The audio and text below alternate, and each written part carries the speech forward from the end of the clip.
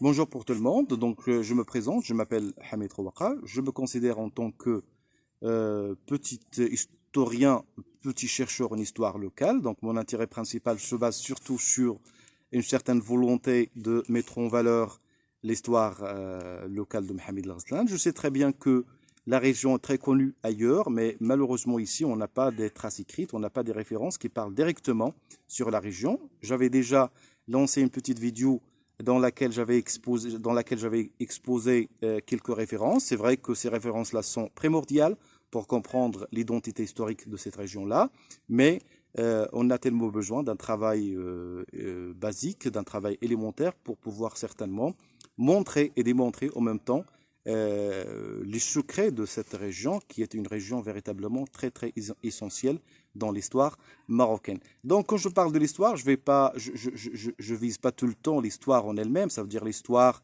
qui exprime une certaine datation, une certaine périodisation, une certaine volonté de relater des événements qui ont été passés.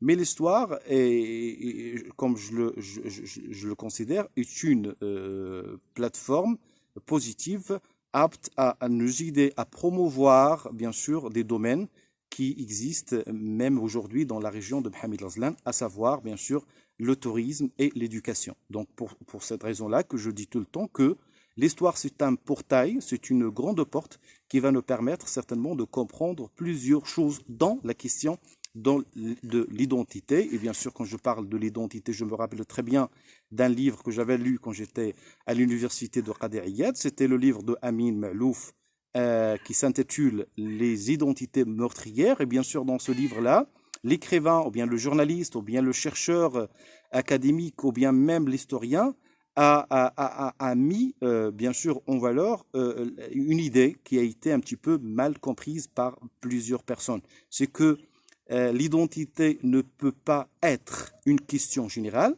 ne peut pas être non plus une question universelle, c'est une question purement, bien sûr, particulière. Pour cette raison-là que je me suis dit, pourquoi pas travailler sur l'identité. Et bien sûr, quand je parle de l'identité, je parle certainement d'une autre partie, bien sûr, qui faisait bien sûr partie de l'identité du Merjla, qui est la culture. Donc, quand je dis la culture, je dis principalement les traditions, je parle du code vestimentaire, je parle de plusieurs choses que l'on pratique quotidiennement et même durant notre vie. Et je parle aussi de la langue. Et bien sûr, à Mohamed Razlan, il y a plusieurs langues. C'est vrai que nous avons deux langues principales qui sont la langue amazigh, la langue berbère et la langue arabe, mais aussi nous avons bien sûr des particularités, qu'elles soient inscrites dans le domaine bien sûr linguistique ou bien qu'elles soient inscrites même dans le domaine de ce qu'on appelle l'ethnologie.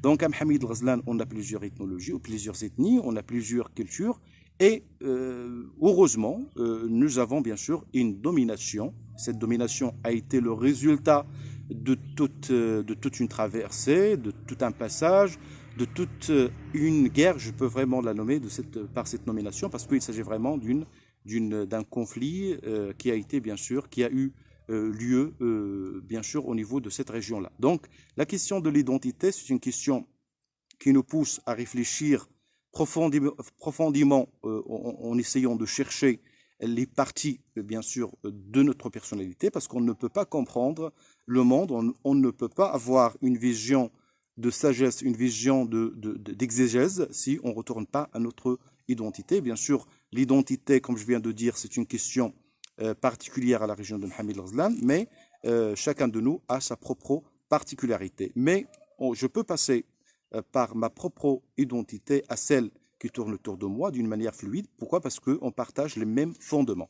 Donc ici à Mohamed, je sais très bien que nous avons toutes les traces de la grande civilisation marocaine, l'essence même, ou même l'esprit même du concept de la marocanité existe ici amplement et d'une manière bien sûr abondante. Donc pourquoi pas chercher dans tous les détails pour certainement compléter ce cercle qui a été malheureusement bien sûr découpé et coupé en plusieurs morceaux. Donc pourquoi pas, je me suis dit, c'est le moment pour assembler le tout pour certainement mettre en valeur et l'histoire locale et notre identité. Donc la question de l'identité ne peut pas être expliqué sans revenir à l'histoire.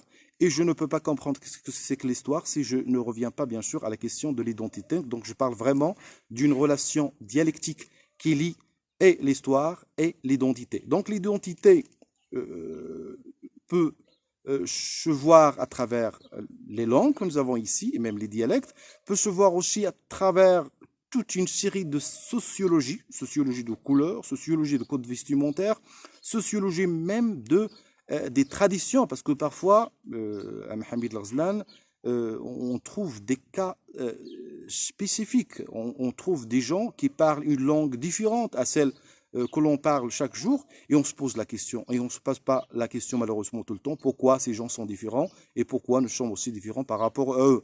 Donc, je peux vraiment dire c'est une caresse de la part de la population locale, mais surtout de l'intelligentsia locale. Donc, je me suis dit, pourquoi pas travailler sur ces questions, tout d'abord pour mettre en valeur le produit local, qui est vraiment notre produit qui nous regroupe tous ensemble, qui est la région de Mohamed Larzlan, et pourquoi pas travailler à ce que les gens puissent comprendre qu'ils sont issus d'une identité particulière, et cette identité n'a pas la volonté de destruction ou détruire ce qu'ils ont déjà construit, tout au contraire, ça va leur aider beaucoup à comprendre eux-mêmes, et c'est qu'en passant par nous-mêmes que l'on peut comprendre l'autre. Donc il y a une relation entre l'individualité que l'on vit et bien sûr l'autre qui fait partie bien sûr de la société ou bien de l'aspect collectif qui représente d'une manière ou d'une autre les composantes du village de Mohamed Larzlan. Donc la question que je peux présenter pour ne pas bien sûr prendre un élan ambigu, c'est que je veux tout d'abord travailler sur l'histoire, et quand je dis l'histoire, ça veut dire sortir du coquillage de la tradition orale, ça veut dire tenter d'une manière responsable, d'une manière sérieuse, tenter d'écrire et de passer à la documentation écrite. En arrivant à ce stade-là, je crois que nous pouvons faire des études sur tant de sujets, tant de questions. Et bien sûr, en travaillant sur ces questions-là, nous allons pouvoir bien sûr résoudre des litiges entre les gens. Nous allons résoudre aussi la question de qui sommes-nous, qui suis-je vers la fin. Donc, en abordant ce sujet, on touche à la philosophie parce qu'on n'est plus dans l'histoire, on n'est plus dans l'identité d'une manière sèche, mais on est vraiment dans la connaissance d'une manière générale. Donc, mon idée ne peut pas être bien sûr compliquée ni complexe. Mon idée est très simple. Travailler tout doucement, même lentement, avec des gens qui s'intéressent à ce travail-là, pour écrire tout d'abord cette histoire en voie de disparition, cette histoire en voie de démolition, et réécrire même les volontés que l'on peut avoir aujourd'hui, parce qu'il y en a des gens qui veulent avoir ça, mais malheureusement, ils trouvent tout le temps des barrières, ils trouvent tout le temps des embuscades, ils trouvent tout le temps des obstacles. Donc pourquoi pas lancer, réclamer, déclarer d'une manière officielle cette initiative, et bien sûr, cette initiative, le but qui le pousse à le faire est certainement lié à une certaine volonté, bien sûr, saine et sauf. Donc, il y a la question de l'histoire, et bien sûr, moi, quand je travaille sur l'histoire, je me réfère tout le temps à des références, bien sûr, des références qui ont été écrites par des historiens marocains, par des historiens algériens, par des historiens même français, et même des historiens anglais, pour certainement faire préparer bien sûr une série de références qui servent bien sûr pour base, pour les documentations, pour les recherches, soit des étudiants, soit des chercheurs locaux. Donc je reviens à la question que j'avais traitée durant cette petite discussion-là, c'est Amin Maalouf et surtout les identités meurtrières. Donc on ne peut pas comprendre qu'est-ce que c'est que l'histoire dans sa généralité, on ne peut pas comprendre qu'est-ce que c'est que le monde si on ne revient pas à la question identitaire, si on ne pose pas la question qui sommes-nous.